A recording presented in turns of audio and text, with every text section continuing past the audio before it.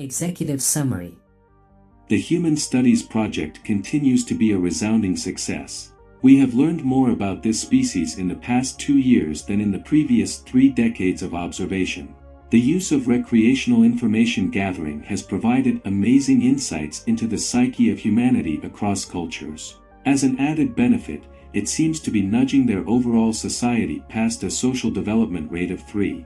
When stage 4 is reached, we can finally make official first contact with this fascinating species. Project History Summary. We have been observing humanity for almost a century now. Their technology has developed at an astounding rate, causing many near-miss instances where observation craft and xenobiologist and xenosociologist teams were glimpsed by subjects.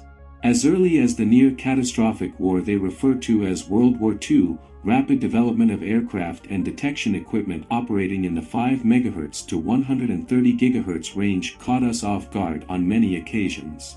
As their audio-visual recording capabilities developed to the point that almost every adult human living in a developed region carries a personal device equipped with a video camera, has forced us to dramatically reduce the number of catch and release physiological studies and observation sorties and forced our engineers to upgrade our stealth capabilities. Detection of our studies resulted in myths of UFOs and alien abductions in human culture. We are still not sure of the origin of the anal probe myth though. Their next unexpected technical achievement, however, proved to be a boon beyond all hopes. They developed an information network that links massive amounts of data stores and carries equally massive amounts of disposable communications information. We now have 3 full-time data network AIs dedicated to recording and analyzing information from this system. We didn't expect them to develop such a system for at least 180 years after they created their first integrated circuit. With this new technology came the rise of recreational systems. They started as primitive moving pixels controlled by the users to simulate battles, games of skill, puzzles and games of chance. Their lasted innovation, they refer to using various acronyms, such as VMPORGs, Virtual Massive Multiplayer Online Role-Playing Games, VMPOFSs, Virtual Massive Multiplayer Online First-Person Shooters, and VSPRIEs, Virtual Single-Player Recreational Immersive Experiences. These systems allow humans to inhabit, experience and interact with artificial realities. They use these realities to do everything from socialize with distant relatives and friends, study to learn new information and skills, and with the latter system, VSPRIE, explore and indulge in seemingly endless variations on their reproductive acts. However, it is the first 2 systems that have yielded interesting new results. Humans as a species are generalists.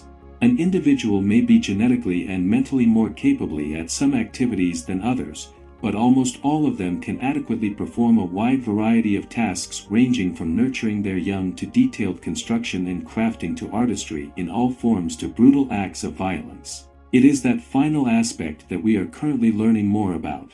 There appears to be a subset of humans oriented for navigating conflict and both extreme and long-term stressors. They seem to thrive in high-stress, high-information situations. Where presented with a threatening situation, humans normally respond with one of 3 reactions, namely flight, freeze, or fight. These are not uncommon among known species of sentience. The fight response in most known sentients and a significant portion of humans consists of a near-blind lashing out in physical violence as a means to ward off or eliminate the source of the threat. However, in a subset of this group, their brains have a different reaction. They grow temporarily colder, more calculating, and their sense of empathy seems to wither. They enter what they humans call a flow state. The flow state is not limited to combat acts and is seen across a variety of tasks that humans perform. In this state, human literature claims that they feel like they sense and understand their environment perfectly and their bodies move with little thought when responding to changes in that environment. In short bursts, a human in a flow state can rival some of our most accomplished tactical AIs. In general, their brains seem to stay in elevated awareness and do not appear to have the information filters as other humans. When in non-excited states, most human brains tend to filter out information and allow the conscious mind to relax and rest. These humans' brains have a diminished capacity to do so. As such, They have traditionally been medicated and are either made to or own their own seek out various other therapies to moderate their mental states. We have called this group of humans reluctant warriors. Initial observations indicate that as a group, they do not seek out violence or confrontation, but they often willfully participate in activities that hone their minds and bodies to fight. They gravitate towards things like martial arts, military service, extreme sports, vmparsan vempopsas, emergency medical service, emergency rescue and property protection service, and other occupations and hobbies that many humans consider high risk and or high stress. For many, these high-stress situations are the only time that they truly feel in their element. I want to reiterate, these humans are not violent by nature and seldom seek out confrontations. They seem most responsive to situations, the survival of those that they have pack bonded with or they themselves are under threat. While they can perform brutal acts of violence in these situations, they often experience deep regret afterwards and may seek relief from both legal and illegal therapeutic substances. This has led to the ruin of some of the noblest among their numbers. We are flagging this group of humans for additional study. Once first contact has been made, and if this species decides to join the greater society of sentients, they may be a great boon to our protective and emergency services. With proper support and care to manage post-incident mental trauma, these reluctant warriors have the potential to become the key to humanity's successful introduction to the greater universe. Introducing a new species as emergency responders and protectors may well lead to the smoothest integrations in our history. End of section.